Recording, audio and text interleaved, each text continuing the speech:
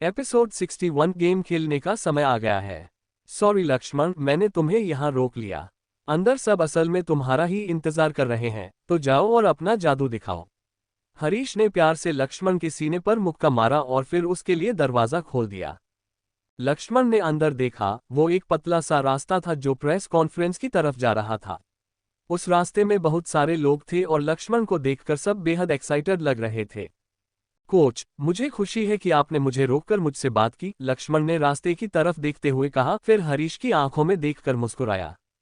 जाओ, जब theme music बजे तो हैरान मत होना, बस उस पल को एंजॉय करना, हरीश ने कहा और धीरे से लक्ष्मण को अंदर की तरफ धक्का दिया। लक्ष्मण उस भीड़ भरे रास्ते से धीरे धीरे आगे बढ़ा। कुछ लोग भागकर आए और उसके पहले से ही सेट कपड़ों को ठीक करने लगे। किसी ने उसके बाल सेट किए और किसी ने उसे बैठने के लिए कुर्सी दी। सर, आपको नेशनल बैंक का नाम 4 बार और एसएस बैट्स का नाम 8 बार बहुत ही क्रिएटिव तरीके से लेना है। अगर आप भूल गए तो हमारी मार्केटिंग टीम आपको एक स्क्रिप्ट दे देगी। एसएस बैट्स हमारे बैट स्पॉन्सर हैं और आपके पास जो भी बैट्स हैं वो सब उन्होंने ही दिए हैं। माइक पहने हुए एक लड़की ने मुस्कुराते हुए कहा। टेंशन मत लो, मैं संभाल लूंगा, लक्ष्मण ने कहा। उसके लिए इन 2 शब्दों का इस्तेमाल करना बहुत ही आसान काम था। जी सर, आप 2 मिनट में स्टेज पर होंगे। टीवी स्टेशंस की रिपोर्ट है कि 15 लाख लोग चैनल को लाइव देख रहे हैं। लड़की ने उसे ताज़ा अपडेट भी दे दिया। थैंक्स, तुम सच में बहुत काम की हो, लक्ष्मण ने कहा। उसे यकीन नहीं था कि इस लड़की का काम उसे ये सब बताना था या नहीं। सर, ये मेरा काम है, आपको फिक्र करने की जरूरत नहीं है, लड़की ने मुस्कुराते हुए कहा और फिर उसे 37 सेकंड का काउंटडाउन दिखाया। तुम दिल्ली डायनामोस से हो? लक्ष्मण ने पूछा, क्योंकि इस तरह की मदद अप्रत्याशित लेकिन अच्छी थी। हाँ, मैं दिल्ली डायनामोस की मार्केटिंग हेड हूँ, लड़की ने जवाब दिया, फिर पीछे मुड़ी और अपने काम में लग गई। लक्ष्मण ने थोड़ा अजीब फील किया क्योंकि वो उससे बात कर रहा था और वो अचानक चली गई, लेकिन वो समझ गया कि ये उसका काम है, इमरजेंसी सिचुएशन को संभालना। हाँ, हमें WWF का सपोर्ट भी मिल गया है, तो शायद आपको एक कोलैबोरेशन देखने को मिले। ठीक है, सवाल जवाब का सिलसिला खत्म हुआ, अब हमें आज के स्टार को बुलाना चाहिए। लक्ष्मण ये सब सुन रहा था, लेकिन जैसे ही अनाउंसमेंट हुई, उस पतले रास्ते में खड़े लोग लक्ष्मण के लिए पागल हो गए। वो लड़की आए और उसका हाथ पकड़कर उसे एंट्री गेट के एकदम करीब ले गई। वो बस एक कदम की दूरी पर था कि सब उसे देख ले, और फिर उसने लक्ष्मण का हाथ इतनी जोर से पकड़ लिया जैसे वो कोई छोटा बच्चा हो। लक्ष्मण ने उसके चेहरे की तरफ देखा, वो यकीनन उससे बड़ी लग रही थी। शायद वो अपने लेट 20s में थी। उसने उसका हाथ ऐसे पकड़ा था जैसे लक्ष्मण पर्दे फाड़कर बाहर कूद जाएगा। देवियों और सज्जनों, कृपया जोरदार तालियों के साथ स्वागत कीजिए लक्ष्मण अग्रवाल का।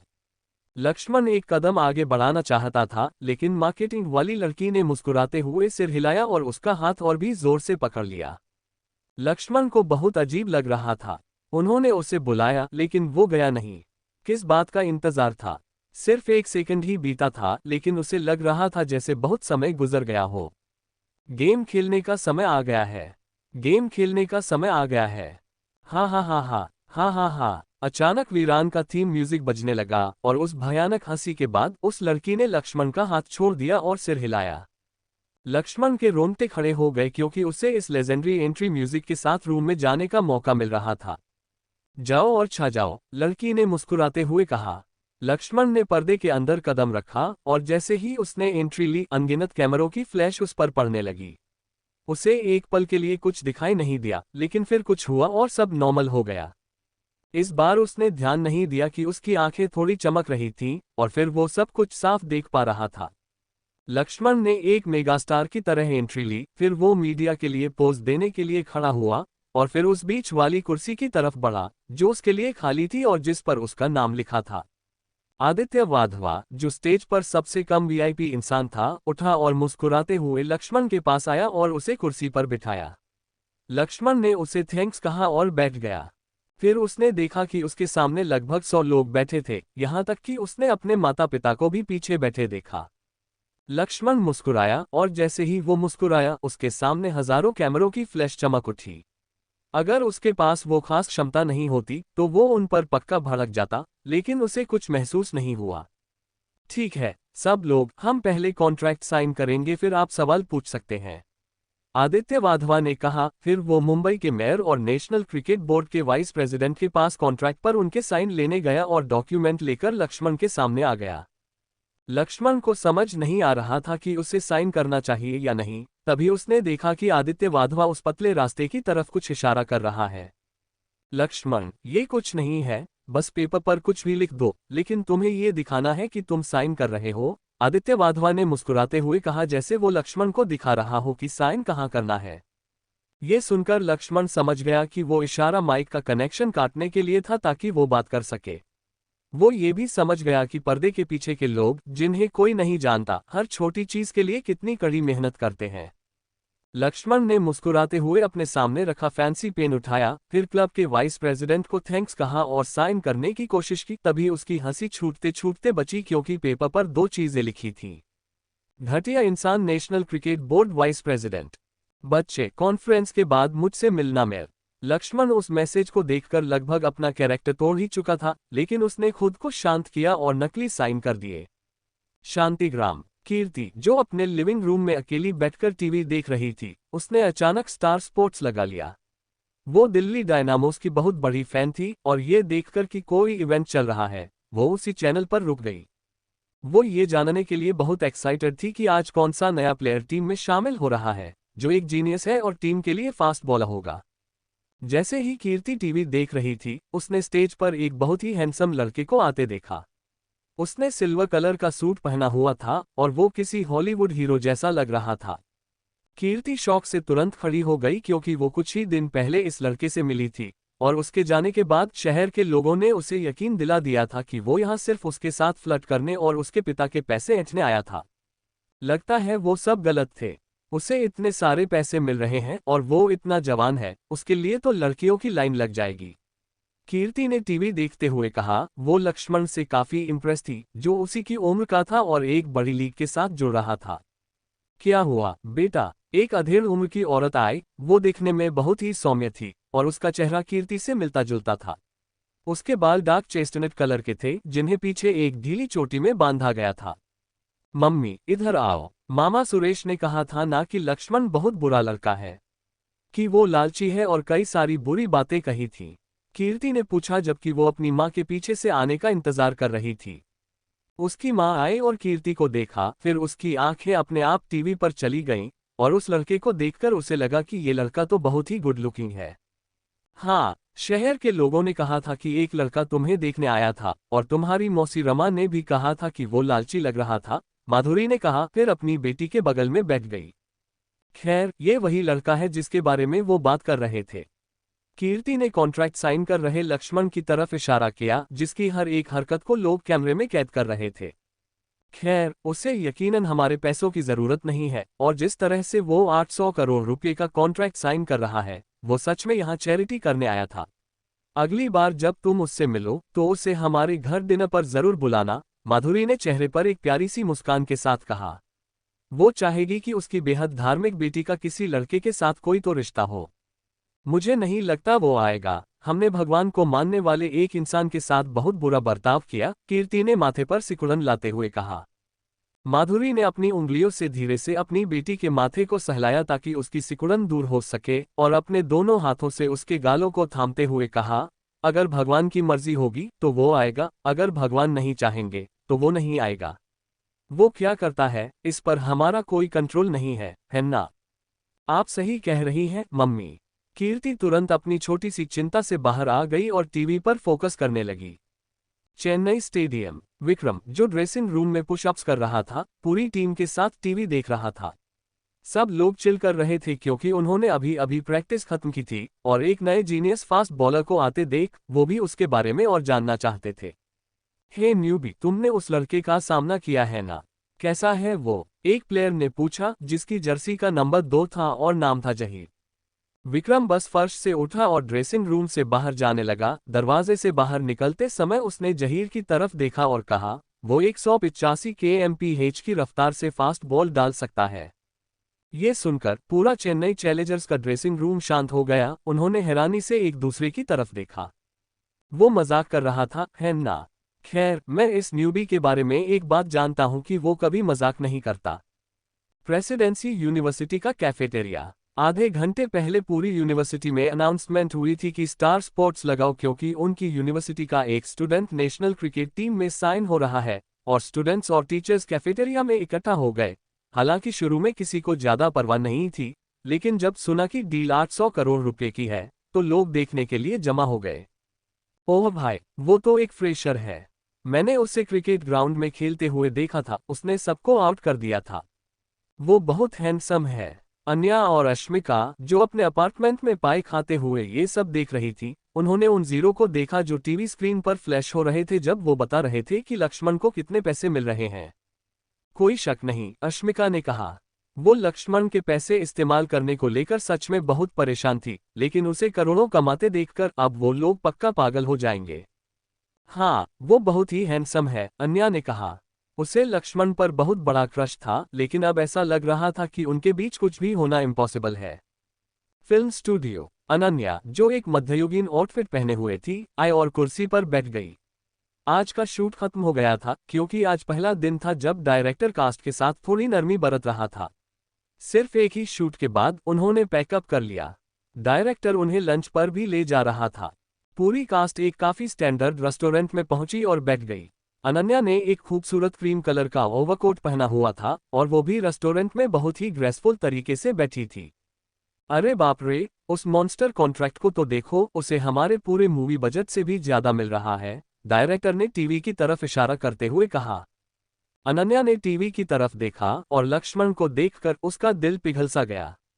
वो असल में उसे बहुत मिस कर रही थी और उसे टीवी पर देखकर सबके बीच होने के बावजूद उसे अकेलापन महसूस हो रहा था। वापस कॉन्फ्रेंस में लक्ष्मण ने नकली पेपर पर साइन कर दिए और वहां मौजूद सभी लोगों को देखकर मुस्कुराया। ठीक है सब लोग, अब आप सवाल पूछ सकते हैं, लेकिन याद रहे कि वो इस सब के लिए बहुत नया है, इसलिए एक बार में एक ही सवाल पूछें। आदित्य वाधवा ने लक्ष्मण से वो नकली कॉन्ट्रैक्ट पेपर लेते हुए कहा और उसे एक काले रंग के लेदर फोल्डर में रख दिया। लक्ष्मण, मैं दिल्ली न्यूज से हूँ। क्या मैं आपसे एक सवाल पूछ सकता हूँ? एक रिपोर्टर तुरंत खड़ा हुआ और उसने सीधे लक्ष्मण से सवाल पूछा। बिल्कुल, पूछिए, लक्ष्मण ने मुस्कुराते हुए कहा। आप इतने सारे पैसे कहाँ रखेंगे? रिपोर्टर ने एक हंसी के साथ पूछा, जैसे कि वो लक्ष्मण को चिढ़ा रहा हो।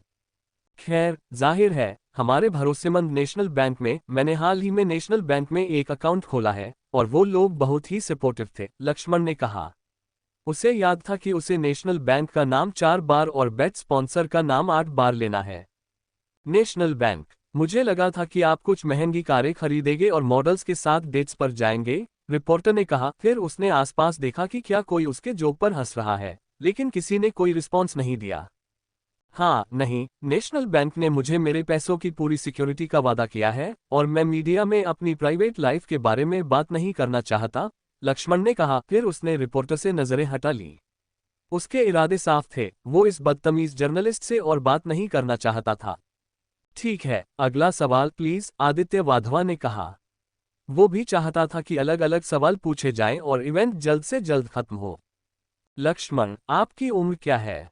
हमने सुना है आप सिर्फ 18 साल के हैं और फिर भी आपका ये अचीवमेंट बहुत ही शानदार है, एक रिपोर्टर ने पूछा। लेकिन इतने सारे फ्लैशेस के बीच लक्ष्मण आसपास देखकर उस इंसान को नहीं पहचान पाया जिसने सवाल पूछा था।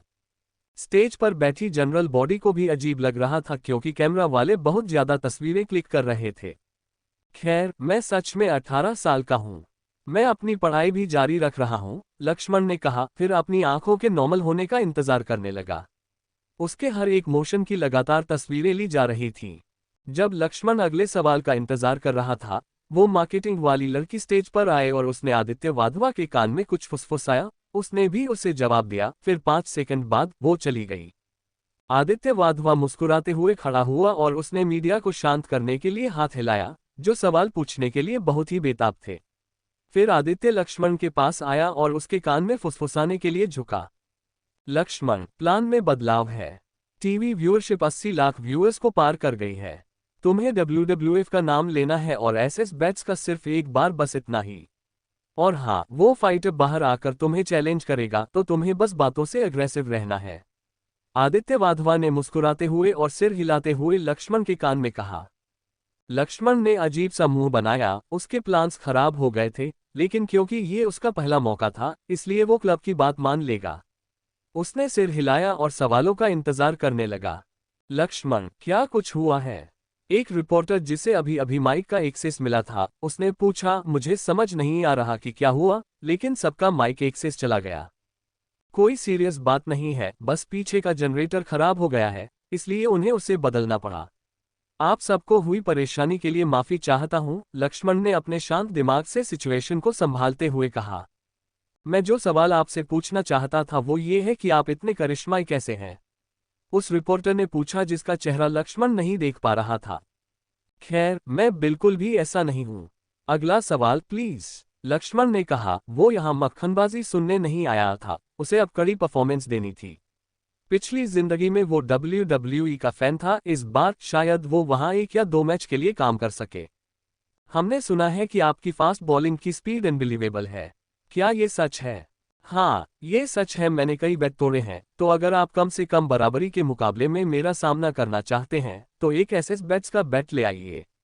लक्ष्मण ने हालांकि सवाल का जवाब नहीं दिया, लेकिन अपना काम पूरा कर दिया।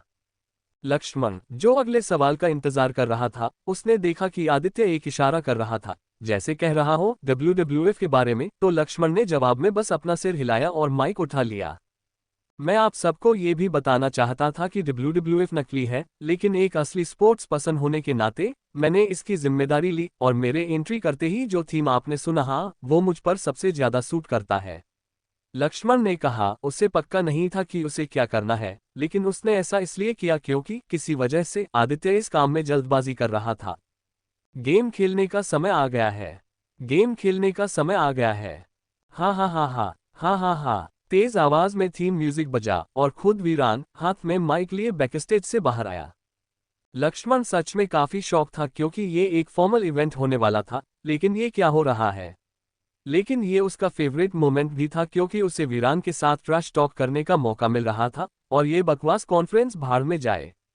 लड़के, तुम्हें लगता है कि तुम इस तरह की बकवास कर सकते हो और बच जाओगे? वीरान ने स्टेज पर एंट्री लेते हुए पूछा। ऐसा लग रहा था जैसे वीआईपी लोग स्टेज से नीचे जा रहे थे और आदित्य भी नीचे जा रहा था, लेकिन वो लक्ष्मण के पास आया और फुसफुसाया, उसे तुम्हें मारने दो, ट्रैश टॉक करो। ये सुनकर लक्ष्मण ने हल्का सा सिर हिलाया, वो थोड़े एक्शन के लिए तैयार था। वो भी खड़ा हो गया और वो और वीरान हाइट में बिल्कुल बराबर थे, जिससे मीडिया ने उनकी लगातार अनगिनत तस्वीरें क्लिक करना शुरू कर दिया। मैं बकवास नहीं करता, मैं एक स्पोर्ट्स पर्सन हूँ, एक असली स्पोर्ट्स पर्सन, तो जाहिर है मुझे बेहतर ट्रीटमेंट मिलेगा, और वो थीम म्यूजिक मुझ पर सबसे ज्यादा सूट करता है, लक्ष्मण ने कहा, और दोनों लंबी कद काठी वाले आदमी एक दूसरे के आमने सामने आ गए। खैर, मैं कहता हूँ, तुम भाड़ में जाओ, वीरान ने कहा, फिर उसने लक्ष्मण के पेट में जोर से लात मारी। लक्ष्मण, जो अपनी पिछली जिंदगी में WWE का बहुत बड़ा फैन था, जानता था कि उसे क्या करना है, इसलिए वो पूरी तरह से ऐसे नीचे झुक गया जैसे उसे बहुत जोर की लात पड़ी हो। फिर वीरान ने उसके सिर को अपनी जांघों के बीच एक डबल अंडरहुक में फंसाया और अपने घुटनों के बल गिरते हुए उसे अपना फिनिशर पेडिग्री लगा दिया। लक्ष्मण, जिस पर इसका कोई असर नहीं हुआ था, उसने झटका खाया और अपनी जगह पर बिना हिले डुले पड़ा रहा। यकीन नहीं होता तुमने इतनी अच्छी परफॉर्मेंस दी। खैर, मुझे तुम्हारे साथ ये म्यूजिक शेयर करने में फक्र महसूस होगा। लक्ष्मण को चेक करते हुए वीरान ने फुसफुसाया और पूरे स्वैग के साथ स्टेज से चला गया। कुछ लोग आए और लक्ष्मण को बैक स्टेज ले गए। डैम बच्चे, तुमने बहुत अच्छा किया। मुझे तो लगभग लगा था कि तुम मेरे सुपरस्टार्स में से एक हो, मिस्टर मखीजा ने अपनी खास भारी आवाज में लक्ष्मण से कहा, जो इस वक्त बैकस्टेज बैठा था। सर, मैं आपके काम का बहुत बड़ा फैन हूं, लक्ष्मण ने कहा, फिर पास ही पानी बांट रहे इंसान से पानी की एक बोतल ले ली। खैर, तुम्हारे प्रोमो के लिए थैंक्स, ये रहा वो जो मैंने तुम्हारे चेयरमैन से वादा किया था। मिस्टर मखीजा ने फिर अपनी चेकबुक निकाली और एक चेक लिखकर लक्ष्मण को दे दिया। लक्ष्मण ने चेक लिया और देखा कि ये 24 लाख रुपए का चेक था, और ये एक बेरा चेक भी था, इसलिए लक्ष्मण इस अनएक्सपेक्टेड इनाम को देखकर खुश था। इस चीज के लिए मुझे 16 करोड़ रुपए खर्च करने पड़े, तो बेहतर होगा कि तुम एक विलेन के तौर पर कड़ी मेहनत करो। फिर मिस्टर मखीजा ने वीरान के कंधे थपथपाए। मिस्टर मखीजा एक बहुत बड़े बिजनेसमैन थे, जब उन्होंने देखा कि व्यूअरशिप लगभग 90 लाख तक पहुंच गई है, तो उन्होंने सीधे इस मौके का फायदा उठाया, एसएस बैट्स के एड स्लॉट्स खरीद लिए, और इस स्टंट को करने के लिए मार्केटिंग टीम को भी ज्यादा पैसे दिए। वीरान ने सिर हिलाया। हालांकि मिस्टर मखीजा पैसों के मामले में बहुत कंजूस थे, लेकिन वो अपने बिजनेस में कभी किसी अच्छे मौके पर इन्वेस्ट करने से नहीं चूकते थे। लक्ष्मण ने चेक मोड़ा और अपनी जेब में रख लिया। फिर उसने दिल्ली डायनामोस के चेयरमैन को रूम में आते देखा। उन्होंने खुशी से लक्ष्मण की तरफ सिर हिलाया, फिर मिस्टर मखीजा को साइड में जाने का इशारा किया क्योंकि वो उनसे बात करना चाहते थे। लक्ष्मण ने फिर पानी पिया। वो इतना थका हुआ नहीं था, लेकिन वीरान उसके सामने खड़ा था। उसे पक्का नहीं था कि उसे इस आदमी से बातचीत शुरू करनी चाहिए या नहीं। तुमने अच्छी परफॉर्मेंस दी। मुझे लगता है मेरे बॉस तुम्हें हमारे शो में लाने का कोई ना कोई तरीका निकाल ही लेंगे। खुद को कम मत समझना।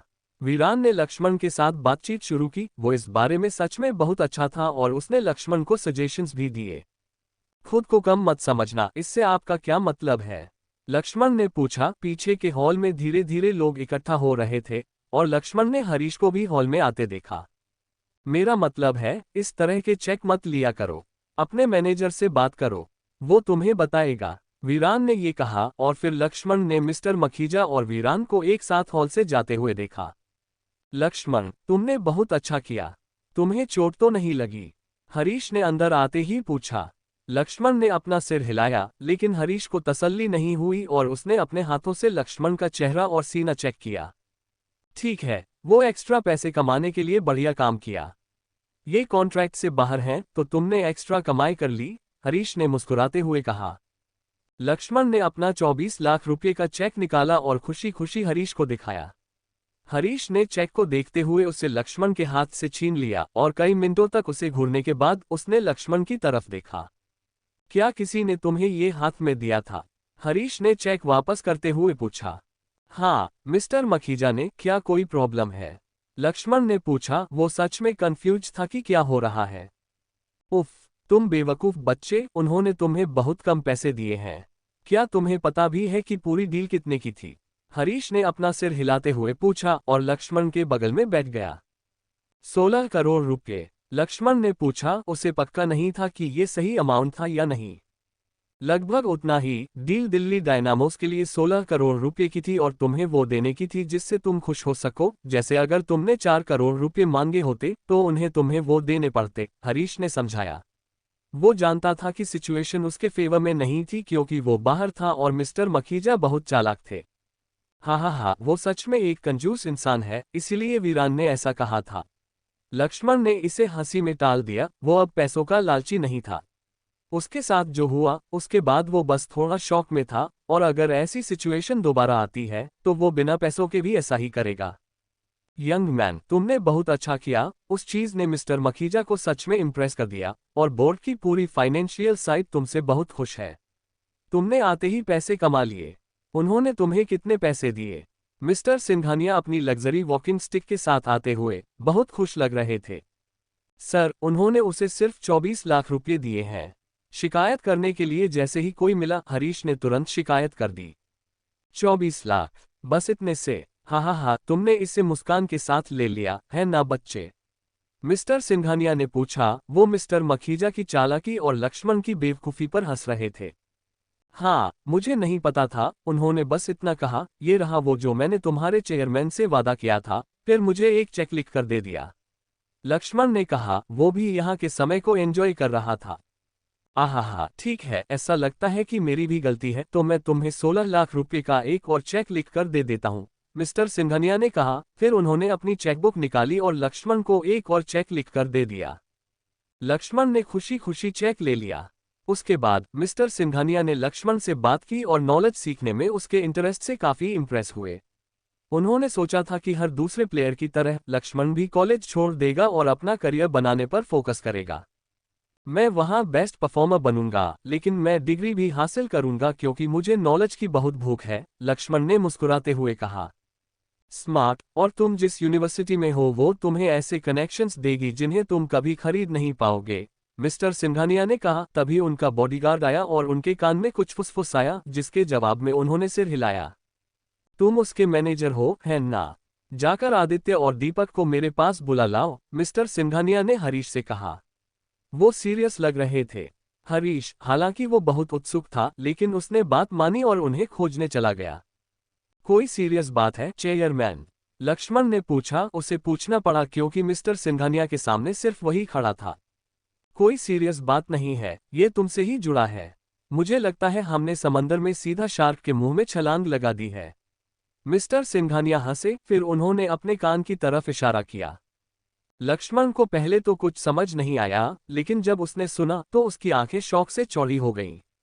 लक्ष्मण अपना नाम जपे जाते हुए सुनकर अपने कानों पर यकीन नहीं कर पा रहा था। वो मिस्टर सिंघानिया के साथ तब तक था जब तक कि वो तीनों लोग नहीं आ गए जिनका नाम मिस्टर सिंघानिया ने लिया था। वो आए और ऐसे लग रहे थे जैसे उन्हें पता हो कि उन्हें किस लिए बुलाया गया है, इसलिए वो तुरंत अजीब सी मुस्कान के साथ मुस्कुराने लगे। तो प्लान क्या है?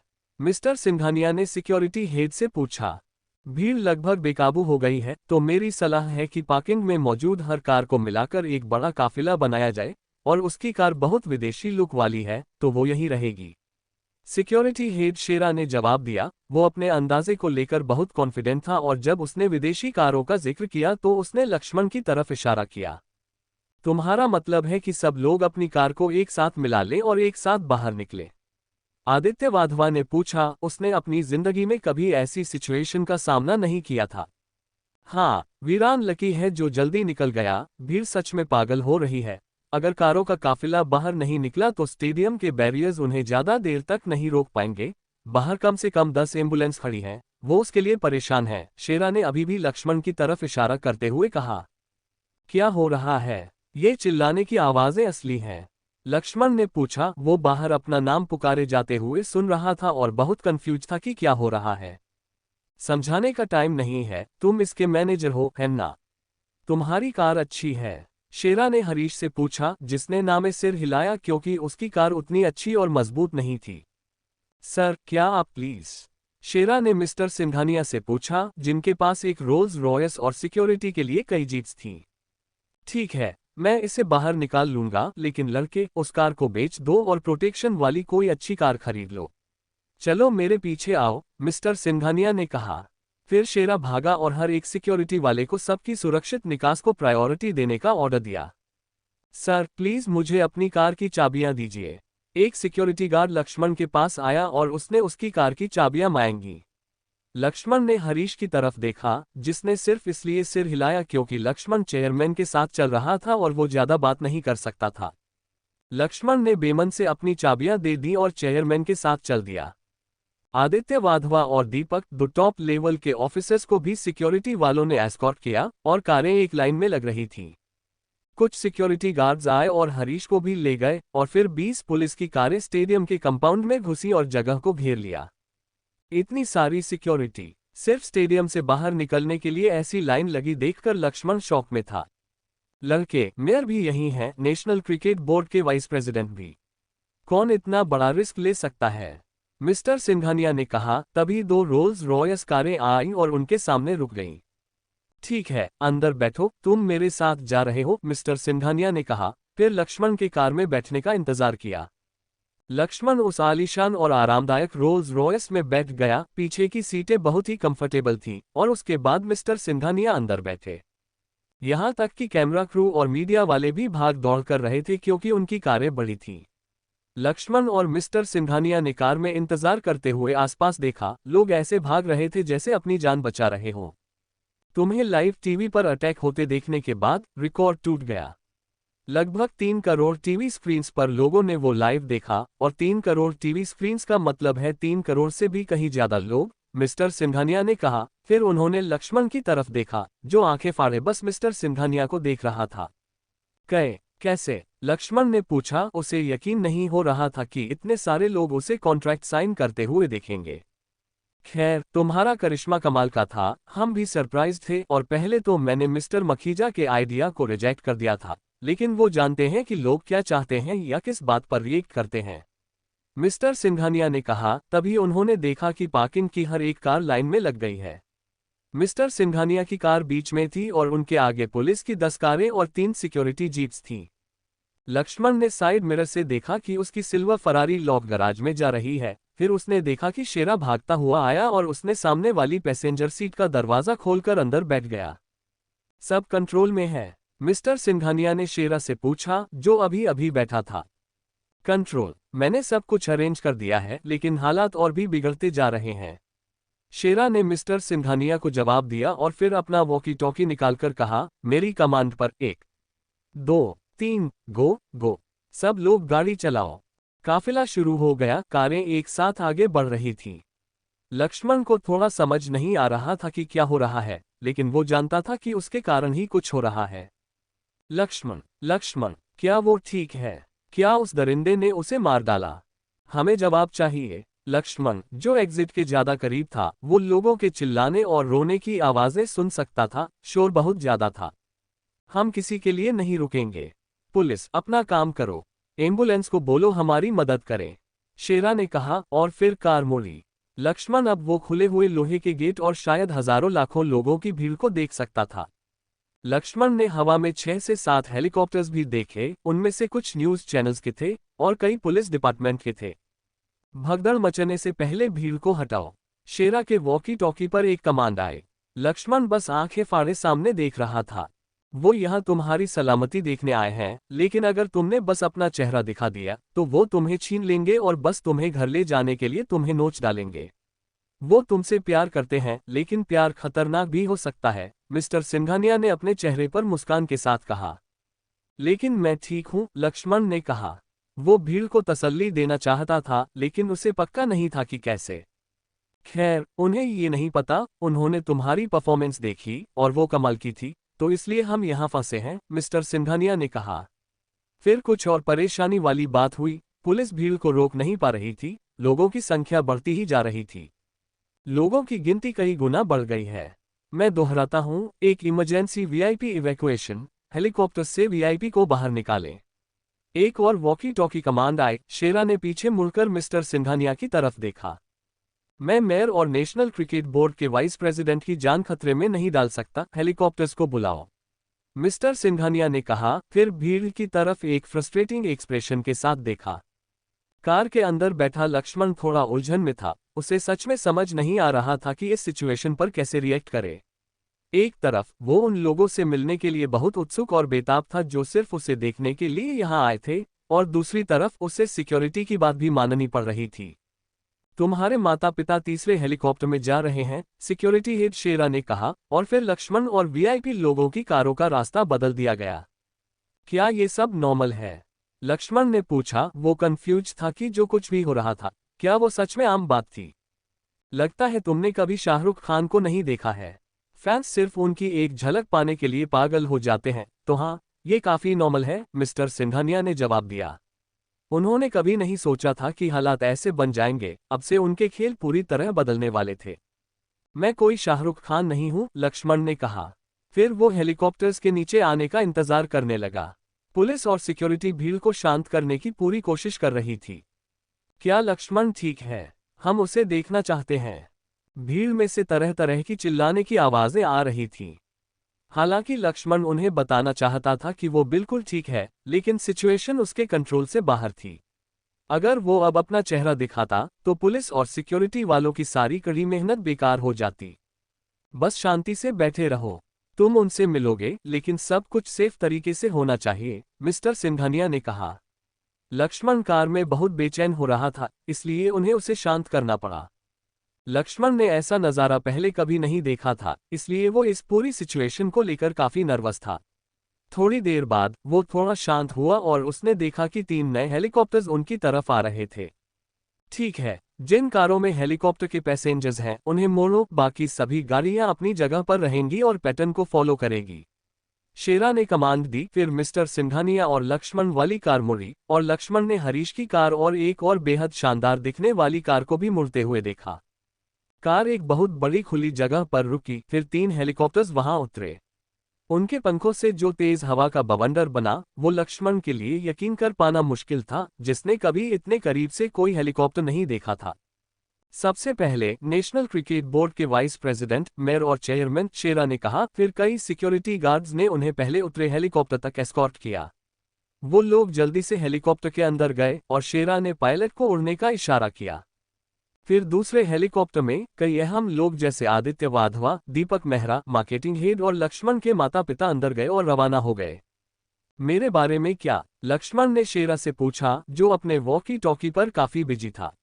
शेरा ने आखिरी हेलीकॉप्टर की तरफ इशारा किया जो अभी नीचे उतरने ही वाला था।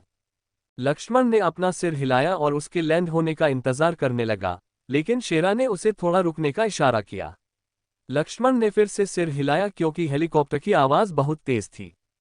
ठीक है, सभी गाड़ियां अपनी अपनी पोजीशन ले लें। जब ये आखिरी हेलीकॉप्टर हवा में उड़ने लगे तब आप सब यहां से निकल सकते हैं। ओवर। मुझे यहां मुंबई पुलिस से एक लाउड स्पीकर चाहिए। ओवर। शेरा ने पूरी ताकत से चिल्लाते हुए कमांड दी। थोड़ी देर बाद एक तेज रफ्तार पुलिस कार आए और उसने शेरा को एक लाउडस्पीकर दिया और फिर जितनी जल्दी हो सके वहां से निकल गई। पूरी सिचुएशन बहुत ही अफरा तफरी और हंगामे से भरी हुई थी। अगर शेरा इतना शांत नहीं होता तो लक्ष्मण सच में बहुत निराश और परेशान हो जाता। ठीक है, हेलीकॉप्टर को नीचे लाओ, मैं लक्ष्मण के साथ निकलूंगा। मेरी कमांड के बाद ही कारें यहां से निकलेंगी। शेरा पहले खुद हेलीकॉप्टर में चढ़ा, फिर उसने लक्ष्मण की तरफ अपना हाथ बढ़ाया। लक्ष्मण ने उसका हाथ पकड़ा और हेलीकॉप्टर के अंदर कूद गया। शेरा ने फिर पायलट को जल्दी उड़ने का इशारा किया। थोड़ी देर बाद जब लक्ष्मण आराम से बैठ गया तो वो नीचे लोगों के उस विशाल समंदर को देख सकता था। ये लो, जाकर अनाउंस कर दो कि तुम ठीक हो और वो सब अपने घर जा सकते हैं। मैं कारों को निकलने के लिए कहूंगा, तब तक तुम भीड़ का ध्यान भटकाना। शेरा ने लक्ष्मण को लाउडस्पीकर दिया और हेलीकॉप्टर का दरवाजा खोल दिया। लक्ष्मण को पहले बहुत अजीब लगा, लेकिन उसे ये करना ही था। लक्ष्मण ने हेलीकॉप्टर के खुले दरवाजे के पास लगी स्टील की रॉड को कसकर पकड़ लिया। ठंडी धातु पर उसकी उंगलियों के जोड़ सफेद पड़ गए थे। तेज हवा में बाहर झांकने से पहले उसने एक पल के लिए रुककर अपनी सांसें गहरी की और अपनी घबराहट को शांत किया। उसे ये मानने में एक लंबा सेकंड लगा कि नीचे भीड़ को अपना चेहरा दिखाने के लिए उसे हेलीकॉप्टर से लटकना पड़ेगा। लक्ष्मण ने एक हाथ से रॉड पकड़ी और दूसरे से लाउडस्पीकर और बोलना शुरू किया। हे, आप सभी का यहाँ आने के लिए बहुत बहुत शुक्रिया। जैसा कि आप देख सकते हैं, मैं बिल्कुल ठीक हूँ। ठीक है, भीड़ का ध्यान भटक गया है। निकलो। लक्ष्मण के बगल में बैठे शेरा ने कमांड दी। वो ये भी ध्यान रख रहा था कि लक्ष्मण नीचे ना गिर जाए। प्लीज, आप सभी परेशान होना बंद करें। हम बस एक रेसलिंग प्रमोशन कर रहे थे, अब आराम से अपने अपने घर जाएं। लक्ष्मण ने ये कहते हुए भीड़ की तरफ सिर हिलाया, फिर वो वापस अंदर आया और अपनी सीट पर बैठ गया। वो, लक्ष्मण, हमें फिर से अपना चेहरा दिखाओ। भीड़ का शोर सुनकर लक्ष्मण दोबारा उठना चाहता था, लेकिन शेरा ने नामे सिर हिला दिया। लक्ष्मण जितनी बार बाहर झांकेगा, भीड़ उतनी ही ज्यादा बेकाबू होगी। अब भीड़ को शांत होने देने का समय था। तुम कहाँ ठहरे हो? शेरा ने पूछा। वो जानना चाहता था कि क्या वो लक्ष्मण को उसकी मंजिल तक छोड़ दे। ओबरॉय होटल, आप मुझे उसके आसपास कहीं छोड़ सकते हैं, लक्ष्मण ने कहा। उसके कपड़े उसी ओबरॉय होटल में थे जहां वो ठहरा हुआ था। छोड़ दूं, इससे तुम्हारा क्या मतलब है? भीड़ तुम्हें प्यार में ही नोच खाएगी। मैं सब संभाल लूंगा। हालांकि मुझे ये कहने की जरूरत नहीं है, लेकिन तुम मेरे बेटे की उम्र के हो, इसलिए तुम्हें इस हेलीकॉप्टर और उस कार का बिल चुकाने के लिए कैश या कार्ड की जरूरत पड़ेगी जो मैं तुम्हारे लिए अरेंज करने वाला हूँ। क्या ये ठीक है? शेरा ने पूछा। वो भी एक पिता था, इसलिए लक्ष्मण को इस सिचुएशन में असहाय देखकर उसे तरस आ गया और उसने उसकी मदद करने का फैसला किया। लक्ष्मण ने अपने 2 चेक और गोल्डन क्रेडिट कार्ड बाहर निकाला और जवाब में अपना सिर हिलाया। बहुत बढ़िया, मैं अरेंजमेंट करता हूँ। ओबरॉय होटल जाना अभी सेफ नहीं है, तो अपने कपड़े कल किसी और की मदद से मंगवा लेना, शेरा ने कहा और फिर कुछ लोगों से कांटेक्ट करने के लिए अपना फोन निकाला। लक्ष्मण और शेरा को ले जा रहा हेलीकॉप्टर एक पब्लिक हेलीपोर्ट पर उतरा, जिसकी सर्विस यूज करने के लिए लक्ष्मण ने अपने कार्ड से 40,000 रुपये का पेमेंट किया। नीचे उतरते ही लक्ष्मण ने देखा कि एक टैक्सी उसे कहीं भी ले जाने के लिए तैयार खड़ी थी। शेरा भी लक्ष्मण के साथ अंदर बैठ गया और उसने ड्राइवर को आईटीसी मौर्या होटल की तरफ चलने को कहा। वो होटल स्टेडियम वाले रास्ते पर नहीं था और सड़कें भी लगभग खाली थीं। वो सच में बहुत डरावना था। अचानक उस इंसान ने ये बात कही जिसे लक्ष्मण ने इस नई जिंदगी में अब तक का सबसे सख्त और रफ आदमी माना था। शेरा, तो आपको भी डर लगता है? लक्ष्मण ने कार की पिछली सीट पर आराम से बैठते हुए पूछा। बिल्कुल, मैं कोई ऐसा पागल इंसान नहीं हूं जिसे डर ही ना लगे। मुझे बस इतना पता है कि सही वक्त पर उसे काबू में कैसे करना है, शेरा ने मुस्कुराते हुए कहा। वो ड्राइवर के बगल वाली आगे की पैसेंजर सीट पर बैठा था। सच कहूं तो लोग इस तरह से रिएक्ट करेंगे, ये देखकर मैं बहुत हैरान हूं, लक्ष्मण ने कहा। उसने कभी नहीं सोचा था कि लोग उससे इस कदर इमोशनली जुड़ जाएंगे। खैर, किसी ने भी ऐसी उम्मीद नहीं की थी। अगर मेयर और नेशनल क्रिकेट बोर्ड के वाइस प्रेसिडेंट के साथ एक्स्ट्रा गार्ड्स नहीं होते तो हमारी पक्का बैंड बज जाती। क्या क्या मैं कुछ कह सकता हूँ? अचानक टैक्सी का ड्राइवर बोल पड़ा। वो थोड़ा नर्वस और उलझन में लग रहा था। बोलो, शेरा ने कहा। वो देखने में शांत लग रहा था, लेकिन असल में वो बहुत ही सतर्क था। अगर लक्ष्मण को कुछ हो जाता तो वो ऊपर वालों को जवाब नहीं दे पाता। मैं भी उसी रैली में था। जब आप पर अचानक हमला हुआ तो हम इतने इमोशनल हो गए थे कि मेरी पत्नी उस रैली में शामिल होने वाली पहली इंसान थी, और फिर मैं भी चला गया। क्या आप सच में ठीक हैं? टैक्सी ड्राइवर ने अपनी गर्दन घुमाकर लक्ष्मण को देखते हुए पूछा। प्लीज, गाड़ी चलाते वक्त अपनी नजरें सड़क पर रखिए। मैं बिल्कुल ठीक हूँ, वो बस एक पब्लिसिटी स्टंट था, लक्ष्मण ने ड्राइवर को तसल्ली देते हुए जवाब दिया। भगवान का शुक्र है। गाड़ी थोड़ी तेज चलाओ और वो छोटी वाली गली ले लो। मैंने पहले ही कमरा बुक कर लिया है ताकि हम पीछे के रास्ते से अंदर जा सकें, शेरा ने कहा। वो कोई रिस्क नहीं लेना चाहता था। क्या मैं वापस अपनी यूनिवर्सिटी जा सकता हूँ? वो मेरे लिए आसान रहेगा, लक्ष्मण ने कहा। वो कल की क्लास अटेंड करना चाहता था। अगर मैं तुम्हारी जगह होता तो जब तक मैं एक बॉडीगार्ड हायर नहीं कर लेता, मैं यूनिवर्सिटी के अंदर कदम भी नहीं रखता, शेरा ने कहा। वो इस लड़के को लेकर बहुत फिक्रमंद था जो उसी के बेटे की उम्र का था और जिसे लगभग हर चीज के बारे में कोई अंदाजा नहीं था। मैं सच में आपकी सलाह मानूंगा और वापस नहीं जाऊंगा, लक्ष्मण ने कहा, क्योंकि उसे याद आ गया था कि कॉलेज के प्रैक्टिस गेम में ही लोगों ने उसकी परफॉर्मेंस पर कैसा रिएक्शन दिया था। जाकर फ्रेश हो जाओ, मैं तुम्हारे लिए कुछ कपड़े खरीद लाऊंगा। तुम्हारे माता पिता बाद में आ जाएंगे और फिर तुम्हें टीम के बड़े अधिकारियों से मिलना है। तुम्हारे अचानक इतने मशहूर होने के बाद अब हालात काफी बदल गए हैं। शेरा ने कहा। उसे पूरी दिल्ली डायनामोस टीम को एक सीक्रेट रेस्टोरेंट में भी ले जाना था। जब वो बातें कर रहे थे, लक्ष्मण सड़क के बीचों बीच एक बहुत बड़ा गार्डन जैसा सकल देख सकता था। इस जगह को शिवाजी पार्क सकल कहते हैं और वो सामने तुम्हारा होटल है। शेरा ने दूर से एक होटल की तरफ इशारा किया और फिर ड्राइवर को पीछे से चलने का इशारा किया। लक्ष्मण ने होटल की तरफ देखा। ये होटल बिल्कुल भी बुरा नहीं था, ये भी उसी होटल की तरह शानदार लग रहा था जहां वो पहले ठहरा था। टैक्सी आगे बढ़ी और बाएं मुड़कर पीछे वाले एंट्री गेट पर पहुंच गई। लक्ष्मण ने शेरा की तरफ देखा क्योंकि उसके पास कोई कैश नहीं था। यहीं रुको, मैं काउंटर से कैश ले आता हूं। अपना एक चेक मुझे दो और अपना चेहरा किसी को मत दिखाना, शेरा ने कहा और 16 लाख रुपए का चेक लेकर टैक्सी से बाहर निकला और अंदर चला गया। लक्ष्मण टैक्सी के अंदर इंतजार कर रहा था और क्योंकि टैक्सी ने पीछे का रास्ता रोक रखा था, इसलिए उसे कई हॉर्न की आवाजें सुनाई दे रही थीं। लेकिन उसे अपना चेहरा दिखाने की मनाही थी और अगर पहले जैसी कोई घटना दोबारा होती तो वो उसका अकेले सामना करने से थोड़ा डर भी रहा था। सर, क्या मैं गाड़ी आगे बढ़ा लूं? ड्राइवर ने पूछा। बार बार हॉर्न बजने से वो भी चिढ़ने लगा था। नहीं, बस यहीं इंतजार करो, लक्ष्मण ने कहा। उसने ऐसा इसलिए कहा क्योंकि उसने देखा कि होटल का एक सिक्योरिटी गार्ड टैक्सी की तरफ आ रहा था। जी सर, टैक्सी ड्राइवर ने कोई सवाल नहीं पूछा और बस लक्ष्मण की बात मान ली। नॉक नॉक, सिक्योरिटी गार्ड ने ड्राइवर की खिड़की पर ऐसे खटखटाया जैसे वो उस पर चिल्लाने वाला हो। लक्ष्मण ने धीरे से अपनी खिड़की का शीशा नीचे किया। जवाब मिलता देख सिक्योरिटी गार्ड लक्ष्मण की खिड़की के करीब आ गया। लक्ष्मण ने शीशा पूरी तरह नीचे नहीं किया था, लेकिन लक्ष्मण को देखते ही सिक्योरिटी गार्ड की आंखें खुशी से चमक उठीं।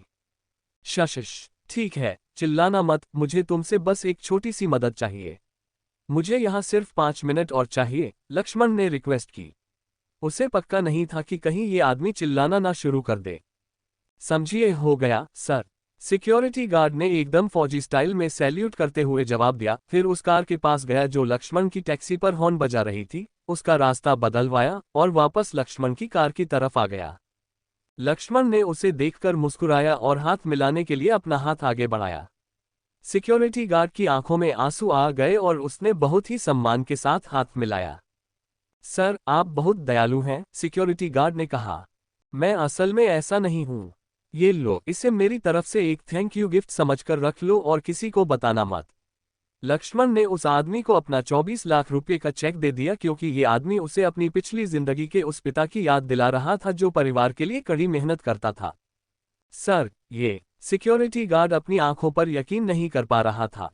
रख लो, इसे मेरी तरफ से अपने परिवार के लिए एक तोहफा समझना, लक्ष्मण ने कहा। तभी उसने शेरा को भागते हुए आते देखा। ठीक है, तुम जाओ, वरना वो मुझ पर चिल्लाएगा। ये कहकर लक्ष्मण ने खिड़की का शीशा वापस ऊपर कर दिया। ये लो 40,000 रुपये। इतनी जल्दी हमें यहाँ लाने के लिए शुक्रिया, शेरा ने आगे वाली पैसेंजर सीट का दरवाजा खोलते हुए ड्राइवर को पैसे देते हुए कहा। अरे आप ये क्या कह रहे हैं? मैंने पैसों के लिए इतनी तेज गाड़ी नहीं चलाई थी। जब लक्ष्मण को इमरजेंसी में कहीं जाना हो तो मुझे फिर से बुला लेना, ड्राइवर ने कहा। और फिर लक्ष्मण को कार से बाहर निकलना पड़ा क्योंकि वो आदमी बिल्कुल भी पैसे लेने को तैयार नहीं था। लक्ष्मण ने यहाँ तक कहा कि वो उसे और पैसे दे देगा, लेकिन उसने सीधे पैसे लेने से मना कर दिया और अपनी राह चला गया। जब लक्ष्मण के साथ ये सब हो रहा था, उसी वक्त अनन्या उसके लिए इकट्ठा हुई भारी भीड़ की वजह से एक बहुत बड़े ट्रैफिक जाम में फंसी हुई थी। लक्ष्मण, लक्ष्मण, वो ठीक है, मेरी जान, मत रो। सड़कों पर गूंजती ये आवाजें रेस्टोरेंट से ही उसका पीछा कर रही थीं। अब तक वो थक चुकी थी और थोड़ी चिढ़ भी रही थी कि उसका बॉयफ्रेंड अचानक इतना मशहूर कैसे हो गया। किसने सोचा था कि वो सिर्फ एक दिन में इतना पॉपुलर हो जाएगा? अनन्या ने टैक्सी की पिछली सीट पर बड़बड़ाते हुए कहा। वो शूट खत्म होने के बाद सीधे मुंबई से आ रही थी और अपनी कार साथ नहीं ला पाई थी। वही तो, ड्राइवर ने जवाब दिया। लोग उसके साथ ऐसा बर्ताव कर रहे हैं जैसे वो कोई अगला शाहरुख खान हो। बस गाड़ी चलाओ, अनन्या ने एक गहरी सांस लेते हुए कहा। वो अजनबियों के मुंह से लक्ष्मण के बारे में बातें सुनने में बिल्कुल इंटरेस्टेड नहीं थी। खैर, बात तो आपने ही शुरू की थी, ड्राइवर ने धीरे से बड़बड़ाया। फिर उसे लगा कि आगे बात ना करना ही बेहतर है। अनन्या ने अपने हाथ बांध लिए और खुद से ही धीरे से कहा, आज रात मेरी उससे लंबी बात होने वाली है। ड्राइवर कंफ्यूजन में पलकें झपकाने लगा, लेकिन उसने समझदारी दिखाते हुए चुप रहना ही सही समझा। कम से कम वो सुरक्षित बाहर तो निकल गया। टैक्सी के रेडियो पर ताज़ा अपडेट सुनने के बाद अनन्या ने कहा। उसके चेहरे पर आखिरकार राहत की सांस नजर आई। हाँ, बिल्कुल, ड्राइवर ने थोड़ी झिझक के साथ जवाब दिया। तुम बस गाड़ी चलाने पर ध्यान दो, अनन्या ने अपना माथा रगड़ते हुए कहा। आईटीसी मौर्या होटल पीछे का रास्ता। सिक्योरिटी हेड ने लक्ष्मण को एक साफ कपड़ा दिया। इसे पहन लो, इससे कोई तुम्हें पहचान नहीं पाएगा। लक्ष्मण ने सिर हिलाया, कपड़े को अपने चेहरे के निचले हिस्से पर बांधा और पीछे के रास्ते से शेरा के पीछे पीछे होटल के अंदर चला गया। डिंग, मिशन, 1 घंटे के लिए पढ़ाई करें। न्यूनतम इनाम 80,000 रुपये। इस नोटिफिकेशन ने लक्ष्मण को एक पल के लिए रोक दिया और उसके चेहरे पर एक मुस्कान आ गई। वे उस आलीशान लॉबी से गुजरे, रिसेप्शन डेस्क को पार किया और वीआईपी मेहमानों के लिए रिजर्व्ड एक प्राइवेट एलिवेटर में दाखिल हुए। जैसे ही दरवाजे बंद हुए, सिक्योरिटी हेड ने आखिरकार राहत की सांस ली। तुम्हारा चेक रिसेप्शन पर इंतजार कर रहा है, उसने समझाया। तुम जब चाहो उसे कैश करा सकते हो। होटल से कुछ भी मंगाना हो तो बेझिझक ऑर्डर कर देना, वो सीधे तुम्हारे स्वीट में आ जाएगा। उसने अपने हाथ में पकड़ी खूबसूरत रूम की चाबी को देखा। देखने दो, तुम्हारा कमरा स्काईलाइन कॉर्नर स्वीट है। उसने लक्ष्मण को चाबी दे दी। हर चीज के लिए शुक्रिया, लक्ष्मण ने कहा।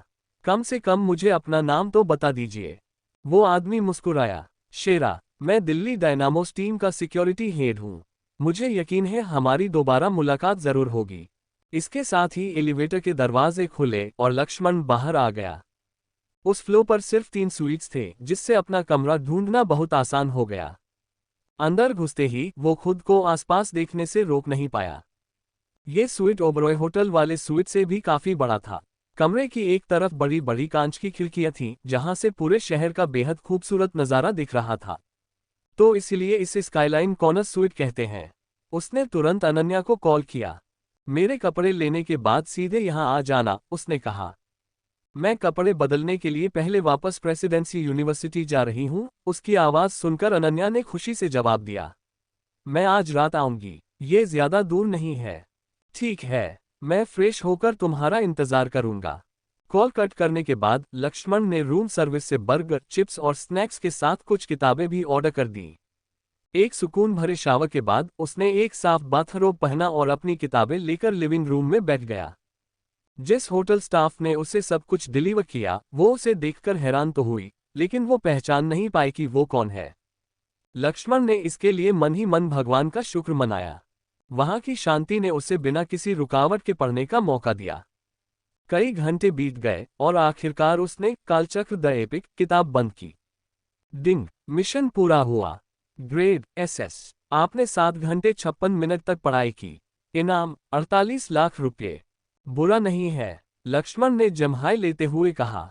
उसे पता ही नहीं चला कि कब उसकी आंख लग गई और वो सोफे पर ही सो गया। आखिरकार उसके फोन की घंटी ने उसे जगाया। ये अनन्या थी।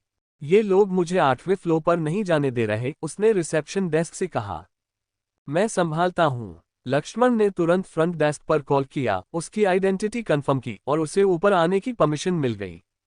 कुछ ही पलों बाद उसने स्वीट का दरवाजा खोला। होटल के 2 सिक्योरिटी गार्ड्स अनन्या को ऊपर तक छोड़कर गए और लक्ष्मण के सिर हिलाने के बाद वहां से चले गए। अनन्या ने एक लंबा ओवरकोट पहना हुआ था और उसके हाथों में कई शॉपिंग बैग्स थे। मैं अपने फेवरेट बॉयफ्रेंड के लिए कुछ कपड़े लाई हूं, उसने एक प्यारी सी मुस्कान के साथ कहा और बैग्स लक्ष्मण के हाथों में थमा दिए। लक्ष्मण हंसा और उसे अंदर ले आया। जल्द ही उन्होंने डिनर के लिए तंदूरी फिश ऑर्डर की और स्वीट के प्राइवेट बार से प्रीमियम विंटेज वाइन की एक बोतल खोली। ये सच में बहुत बढ़िया है, अनन्या ने डिनर करते हुए कहा। हाँ है तो, लक्ष्मण ने मुस्कुराते हुए हामी भरी।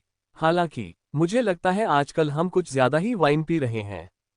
शायद थोड़ी सी, अनन्या ने एक हल्की सी हंसी के साथ मान लिया। जैसे जैसे डिनर खत्म होने लगा, उस शांत माहौल ने इस शाम को और भी खास बना दिया। उन दोनों ने एक दूसरे को देखकर प्यार से मुस्कुराया। उस लंबे और थका देने वाले दिन के बाद एक दूसरे का साथ उनके लिए बहुत सुकून भरा था। उनके बीच की दूरियां अपने आप कम होने लगीं और एक साथ होने की वो गर्माहट उन दोनों की उम्मीदों से कहीं ज्यादा सुकून देने वाली थी।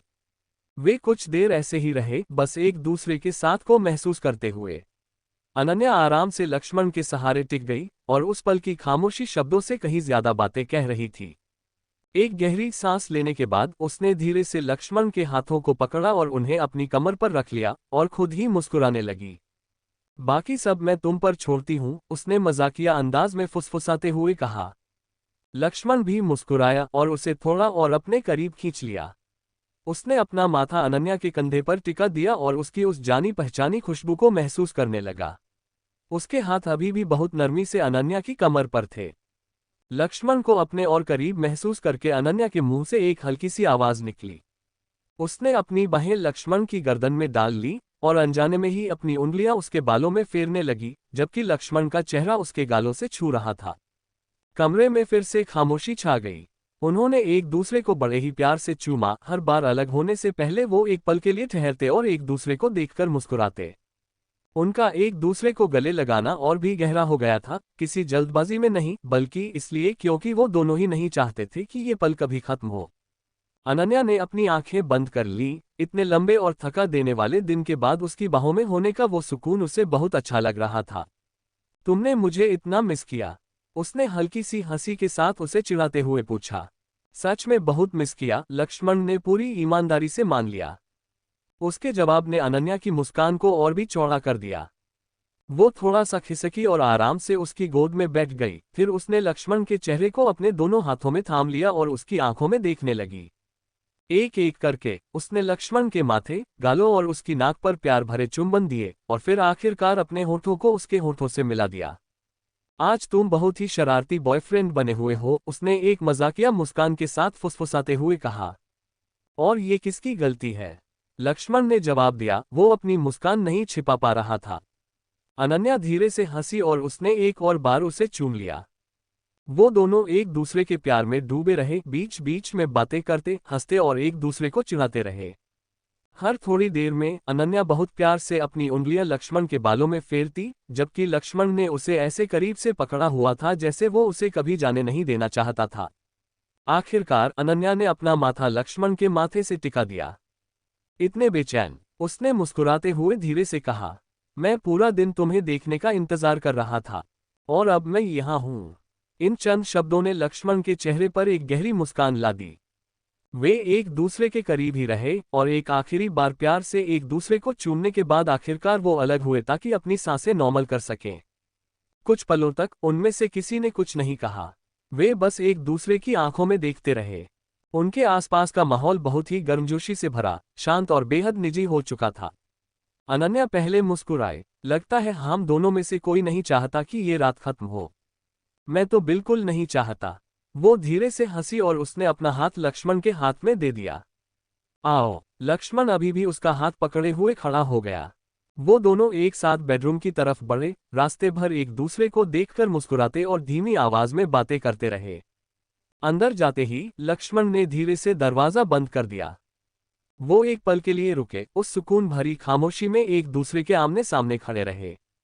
अनन्या ने एक शर्मीली मुस्कान के साथ उसकी तरफ देखा, जबकि लक्ष्मण की आंखों में उसके लिए साफ प्यार झलक रहा था। उनमें से किसी को भी कोई जल्दबाजी नहीं थी। इसके बजाय दिन भर जो कुछ भी हुआ था उसके बाद वो बस एक दूसरे के साथ होने का आनंद ले रहे थे। लक्ष्मण एक कदम करीब आया और उसने बहुत ही प्यार से अनन्या के चेहरे पर आए बालों को हटा दिया। तुम बहुत खूबसूरत लग रही हो, उसने पूरी सच्चाई से कहा। अनन्या के गालों पर हल्की सी लाली छा गई। और तुम्हें अभी भी बिल्कुल पता है कि कब क्या कहना है। उसने फिर से उसे अपनी बाहों में भरने से पहले एक प्यारी सी मुस्कान दी। बाकी की शाम सिर्फ उन दोनों की थी, जो धीमी हंसी, दिल की बातों और एक लंबे दिन के बाद आखिरकार एक साथ होने के उस गहरे सुकून से भरी हुई थी। लक्ष्मण ने एक गहरी सांस ली और एक कदम पीछे हट गया, ताकि वो अनन्या को एक पल और निहार सके। अपनी उस खूबसूरत ड्रेस में भी वो भला की हसीन लग रही थी। उस ड्रेस के सिंपल डिजाइन में उसकी खूबसूरती और भी निखर रही थी, और उसकी आंखों का वो कॉन्फिडेंस उसे और भी ज्यादा दिलकश बना रहा था। एक पल के लिए वो बस वहीं खड़े होकर मुस्कुराता रहा। तुम्हें सच में पता है कि मुझे स्पीचलेस कैसे करना है, उसने धीरे से कहा। अनन्या थोड़ा शर्मा कर मुस्कुराए। लक्ष्मण की आवाज की सच्चाई ने उसे अंदर तक छू लिया था। लक्ष्मण ने धीरे से अपने हाथ आगे बढ़ाए और बहुत प्यार से उसकी ड्रेस उतारने में उसकी मदद की। उसने कोई विरोध नहीं किया, बल्कि उसने लक्ष्मण पर पूरा भरोसा किया और उसे उस गति से आगे बढ़ने दिया जिससे वो दोनों ही कंफर्टेबल हों। उसकी ड्रेस चुपचाप जमीन पर खिसक गई। कमरे में पूरी तरह से सन्नाटा छा गया। उनमें से किसी ने कुछ नहीं कहा। वहां सिर्फ उनकी सांसों की धीमी आवाज थी, जबकि वो एक दूसरे के सामने खड़े थे। लक्ष्मण उससे अपनी नजरें नहीं हटा पा रहा था।